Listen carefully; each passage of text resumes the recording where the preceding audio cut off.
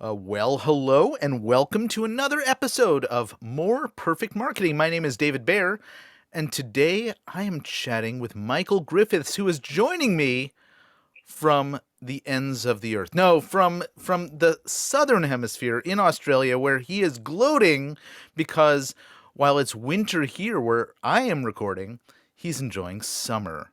So Michael is a multi-time business owner. He's shed himself of I think 6 of the 7 businesses he's owned, and is here today. He's gonna be talking about a fascinating topic, this idea that he introduced to me recently, which he refers to as extraordinary moments in business, and how those extraordinary moments, when you create them, can have a hugely positive effect on your business growth, your retention of clients, and so much more. So we're going to dive into all of that in just a moment. But first, welcome, Michael.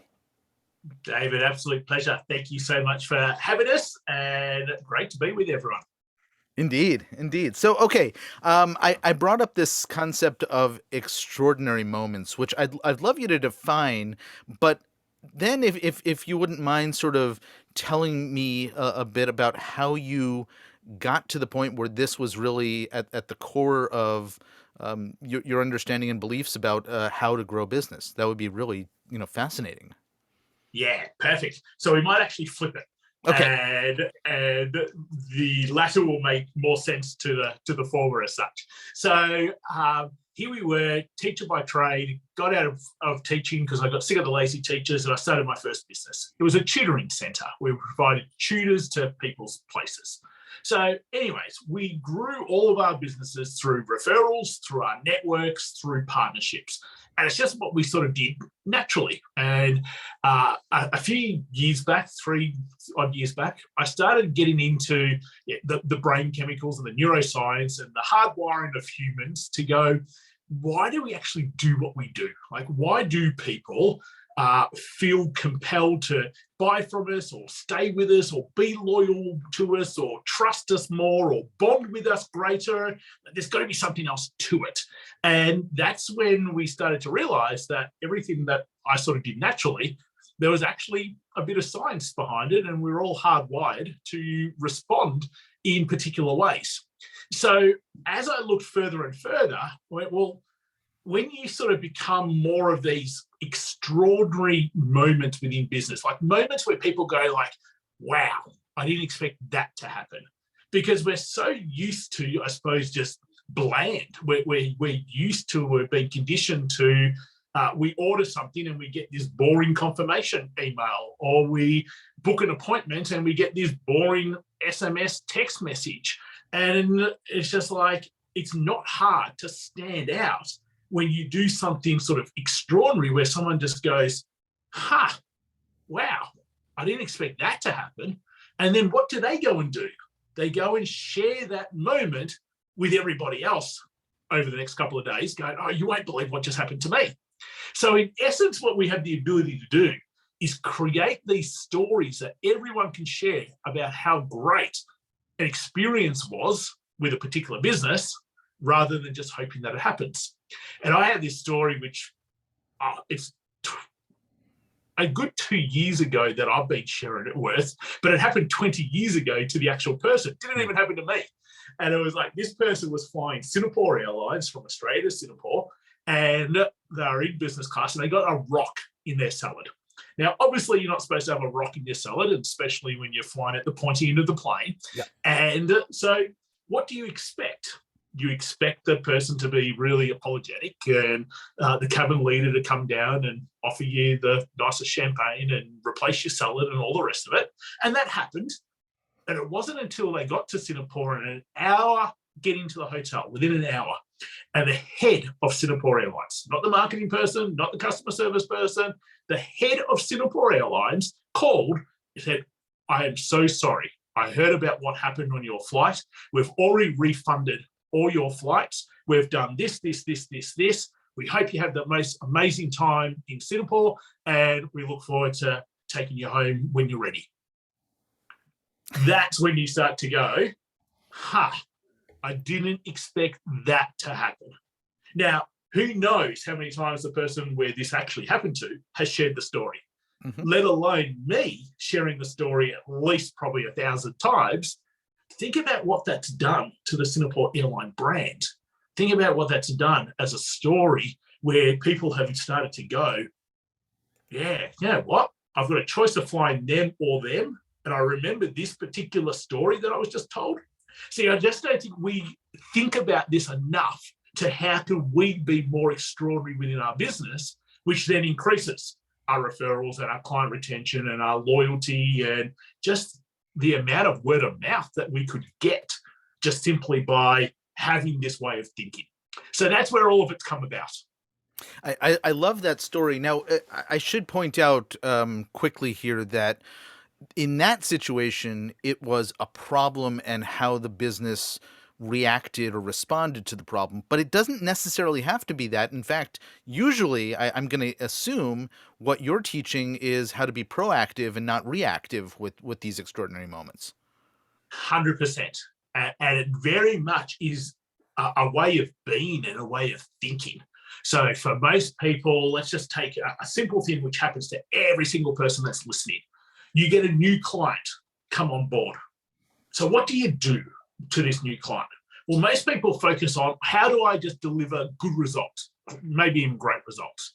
And they focus on those sorts of processes, but they don't focus on how am I going to make the person feel that they're now part of our family. And now I've used that word very much on purpose because most people don't even see their clients as part of their family. Mm-hmm. Most people just see them as another client. It's transaction language versus actually being a particular way where it's like, how do I make this person somebody who just becomes walking, talking, ranting, raving ambassador and billboard for us for life? And if you have that way of thinking, well, your actions and what you do becomes really different from the very first moment. So, yeah, we could take that around our clients, but we could also then take that a step further into how do we start relationships with prospects? How do we do things with our team, with contractors, with distributors? It really goes across every facet of your business. Yeah, we teach, as you already know, we teach this when we are working with businesses as what we refer to it as surprise, delight, and wow, or I've started to call it programmatic over delivery, because the idea, at least the way that I see this, is that it is a step in the relationship process that you have with individuals. And I remember you and I were on a Zoom call a week or two back, and the very first thing that you did wasn't the typical banter at the beginning of a get to know you kind of chat. It was an observation about something in my environment and questions about it, and then sort of shared experiences about that particular subject that could be, may or may not be programmatic on your end, but it is a way to win over the interest of the person, have somebody let their guard down because you're not, in a situation where you're trying to necessarily get something out of them. You're simply, having an enjoyable chat. So I assume that this is best done. You sort of said a way of being, but best done in a intentional and consistent manner. Yeah, so true. And I suppose the word that we use is being very strategic and deliberate, but doing it in a way that it's just how you want to be also. It's very authentic. And I don't like, I think authentic is sort of overused right now of being authentic because most people are therefore trying to be something that they're not. Yeah. Where in essence, it sort of has to be your way of living. Like there was a really early on where I created this habit of, hey, if you're going to get a book. So for example, I've recently got the book Winning from Tim Grover, who sort of worked with Michael Jordan and Dwayne Wade and Kobe Bryant and so forth. Well, as soon as I read the book, I went, this is amazing. I went and got 10 more copies, because then every day I think about who in my network. I don't just think about it from a client point of view or a prospect point of view. I think about who in my space can I just write on a little post-it note. Don't even need a proper card. On a post-it note, and just go, hey, read this, thought of you, thought you might love it, and put it in the mail to them. Yeah. And most people will say, and if you follow anything like the book Giftology or Never Lose a Client Again from Joe Coleman and so forth, they're doing it from a point of view of a tactic to then be able to make someone feel a particular way. Well, yeah, as a tactic, sure. But how about we just be that way? Because if you're like that normally, imagine how else your way of thinking would be to actually just be more extraordinary than going, I'm doing this because someone told me to get this end result. And there's a huge difference between one level of the spectrum in terms of being a particular way versus doing a tactic to get an outcome. So yes, but it's all strategic. I'm curious now that you've pointed this out, as we think about it, when we're working with a business, we're really trying to figure out, okay, what are those things you can be doing tactically, as you just pointed out, to be able to continue the relationship or get a reduction in your churn rate from clients, or get people excited about their relationship with you so that they'll spend more money with you, or they'll send people your way, right? That's the function of a lot of this. But what I haven't really considered until you just made this point is that for a business, your goal here, as you've articulated, is to get them to embrace this approach so fully that it is part of who they are as individuals within the business. That I imagine can be a challenge for some people and some businesses. Without a doubt. And I had recorded something earlier this morning, which is part of our sort of our social content for today, around right side up thinking and upside down thinking. So I posed a simple question. How do you put a giraffe in a fridge? And for most people, they'll think, well, I've got to buy a bigger fridge, or how do I get a commercial fridge, or how do I chop the giraffe in half, or how do I fold the giraffe up, or because our survival brain needs to find the logical answer. It goes into the cortex brain, where what would a kid say? Open the fridge and stick it in and close it. Mm-hmm. And that's actually the right answer. Just open the fridge, stick it in and close it. That's how you put a giraffe in the fridge. We make things so much harder than what they need to be, and we get ourselves in the way because of how we're being conditioned to think. So then we'll pose the next question. How do you put the elephant in the fridge? And half the people would go, well, just open the door and stick it in. So they've learned something where I go, well, no, not quite. You got to take the giraffe out first. So you got to open the door, take the giraffe out, then put the elephant in and close the door. So then let's go a step further. The Lion King is holding this massive party in the jungle. There's only one animal that can't attend. Who is it? It has to be the elephant, because it's stuck in the fridge. So it's like simple little things that like kids would just instantly be able to give you those sorts of answers, because they haven't had the decades and decades and decades of being conditioned to dumb right side up thinking, where really what we want is the upside down thinking. And so you're right, it is really difficult for a lot of people because they're conditioned to right side up thinking, which unfortunately probably isn't helping them, and it's helping them sort of keep themselves in their own way because they make things harder than what it is.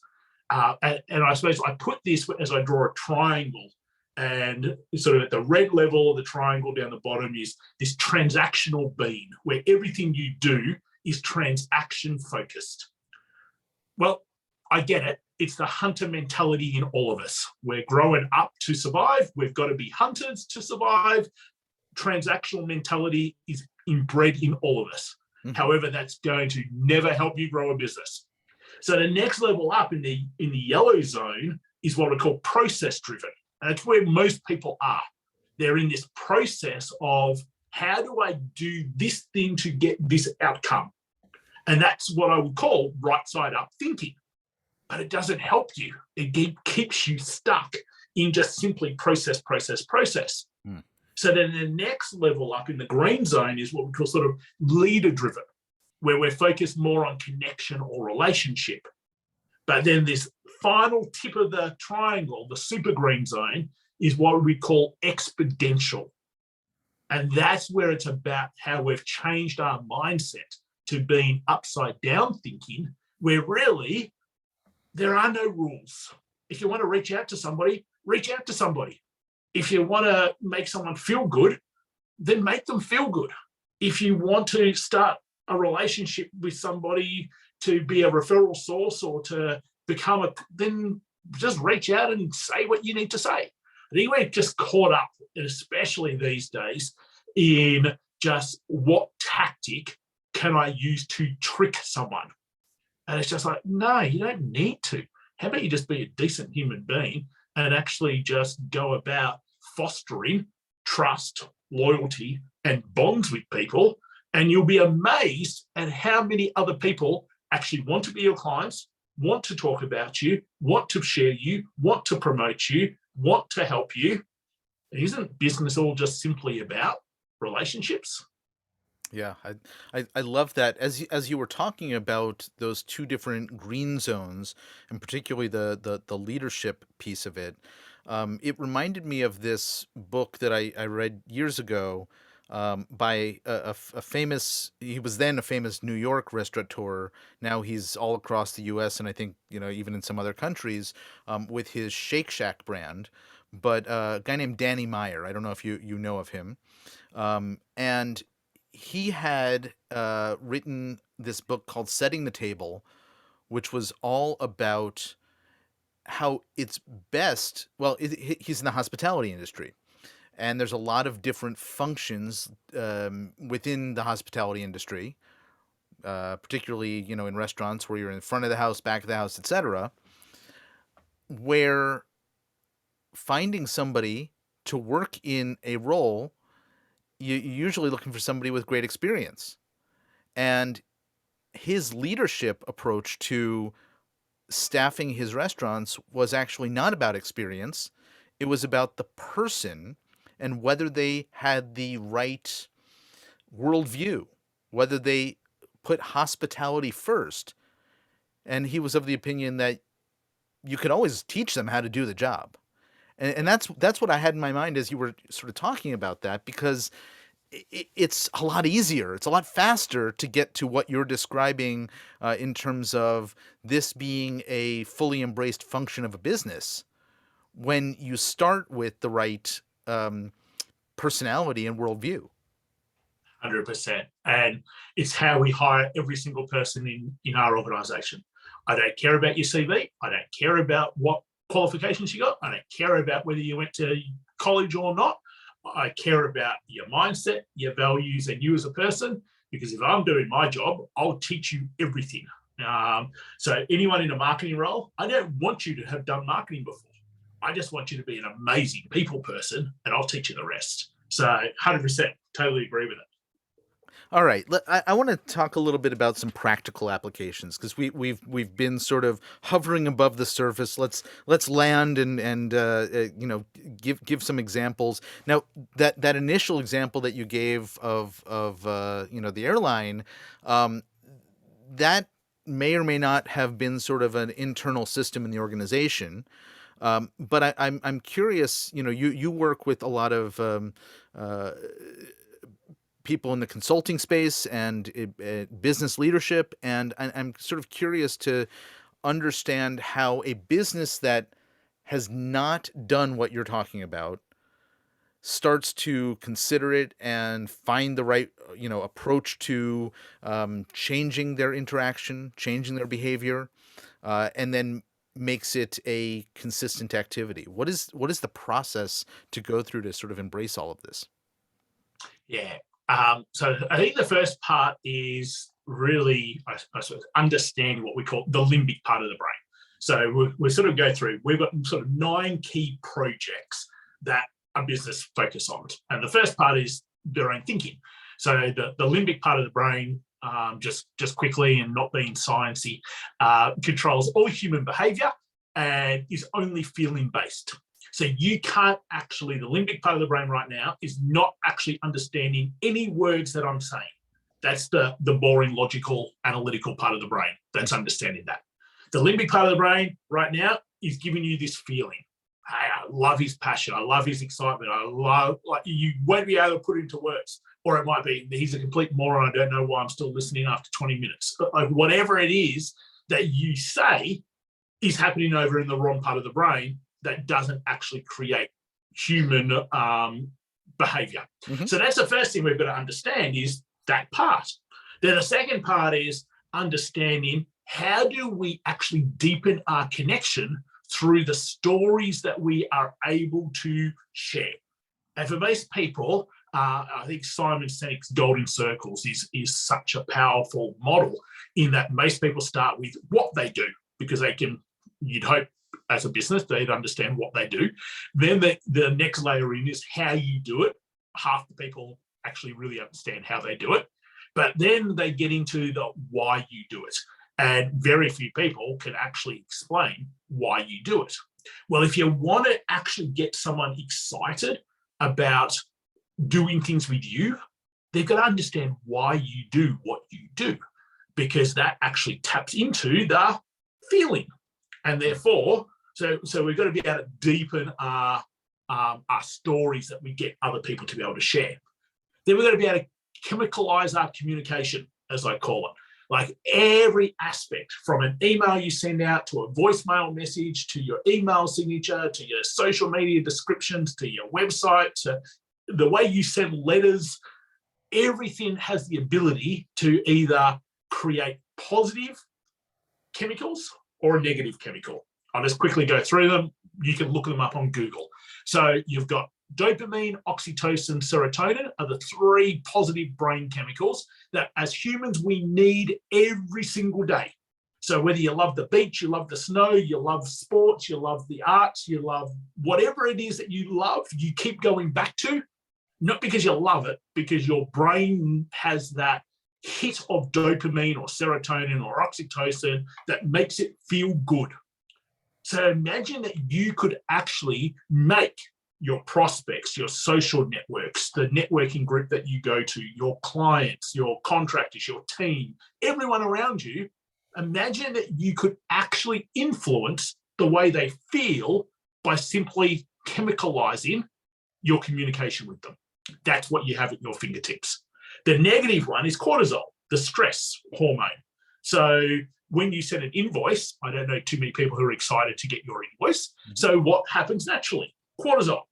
But how do you then mix it with a hit of dopamine or a hit of serotonin?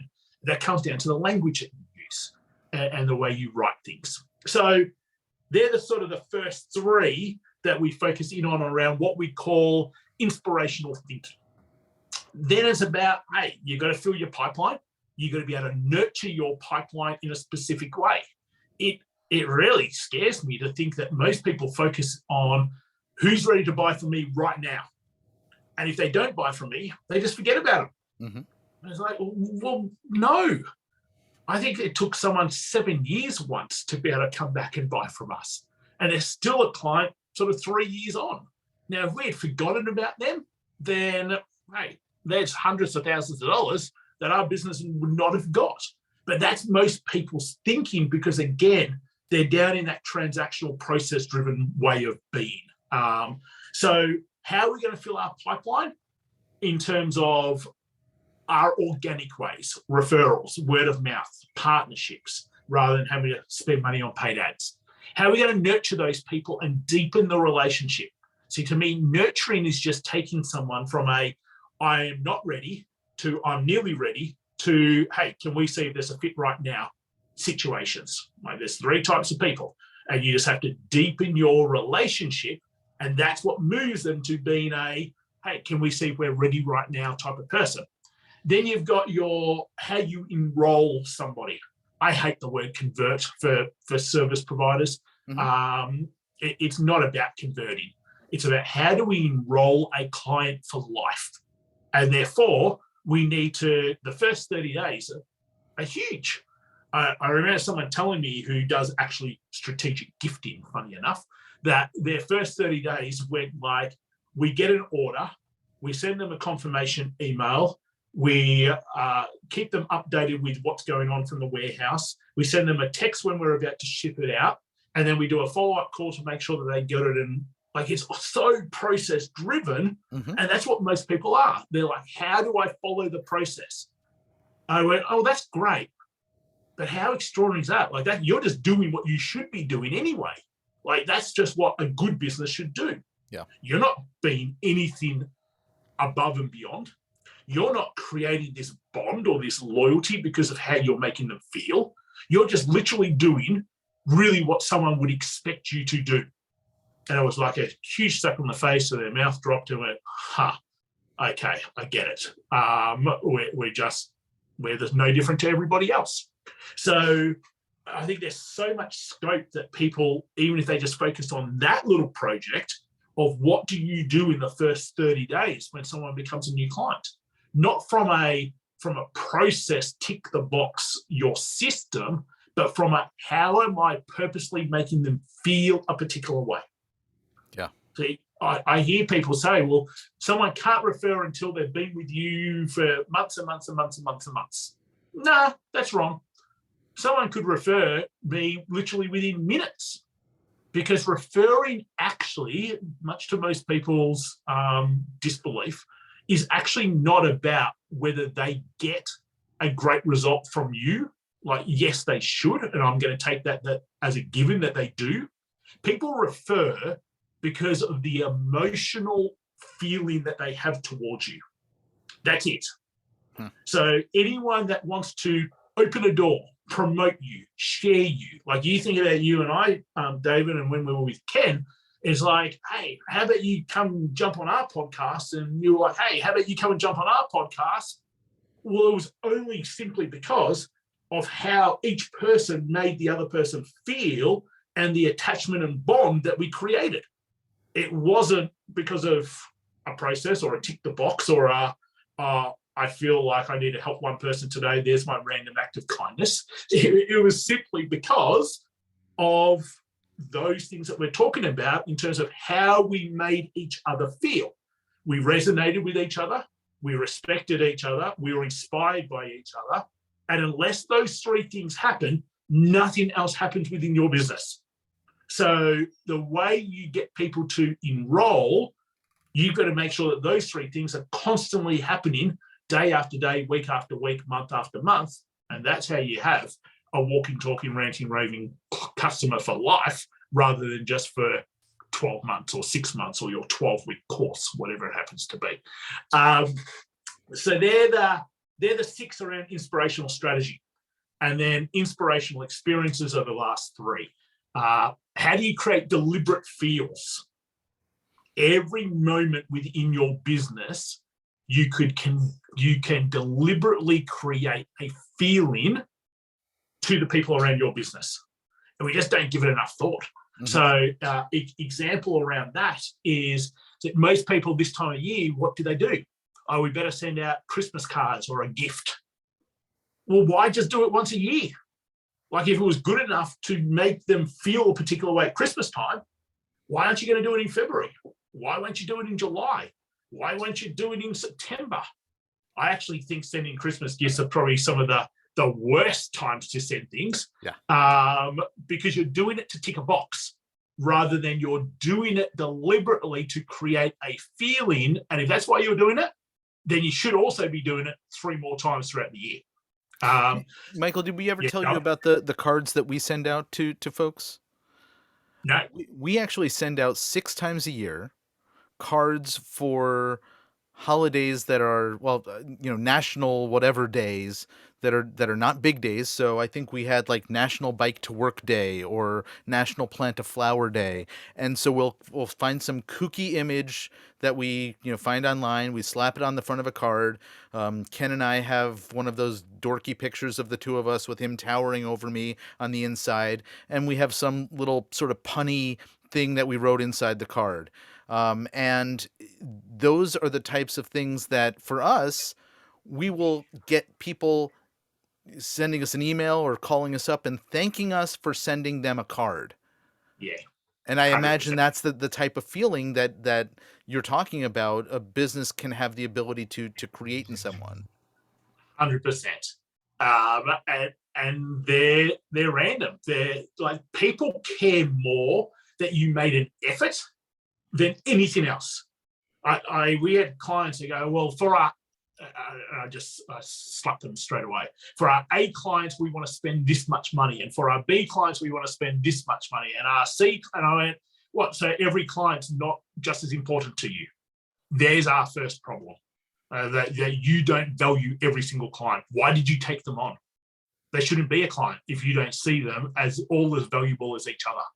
And then it was about the price point rather than the actual making them feel a particular way. So that changed very quickly. And from this day forward, everybody is seen the same way. And funny enough, everybody is pretty happy as their client rather than, oh, I'm not an A client, so therefore I don't value your business, being in business with you very much. Like, it's just ridiculous. Sending little messages. I five messages a day. Hope you have an amazing day. Hey, was just thinking of you the other day. How things going? Mm-hmm. Like, it's not hard to do, which then just simply, and it doesn't matter if you get a response or not, you create a particular hit of brain chemical as soon as you do it.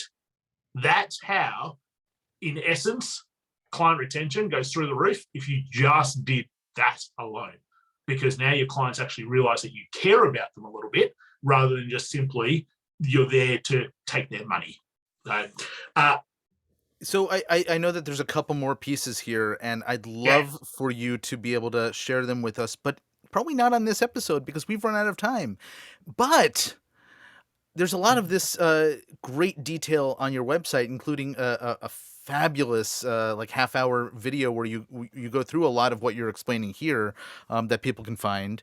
And I think before we wrap up and we tell them where that website is, maybe you want to take a quick minute to explain what it is that you and your organization do.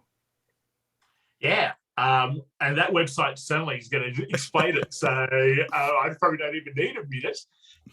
In essence, let's put it down to just simply helping transform client referrals, client retention, word of mouth opportunities, and business growth. When I look at why does someone want referrals, it's not because they want referrals. They want more clients. Why do they want more clients? Because they either want more money, more impact, more freedom, more security, whatever that is. That's what we're about, being able to help someone achieve that by getting them 100 new clients every single year, retaining them for longer, and really just standing out of their marketplace because they activate extraordinary moments throughout, moments that people remember and moments that people share. And that's what we're all about. Excellent. Well, for folks to find more of the detail behind the work that you do and to watch that great video, they can head on over to Michael Giffiths.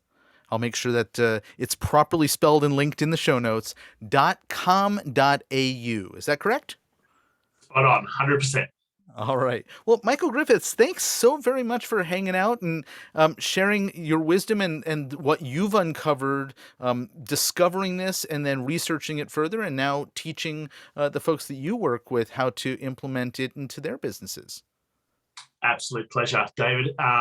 Always fun hanging out with you, and hopefully the listeners just take one or two things, then go smash your next 12 months. Fantastic. Well, folks, you have been listening to another episode of More Perfect Marketing. Thanks for hanging out with us, and I hope to see you back here again real soon. Take care.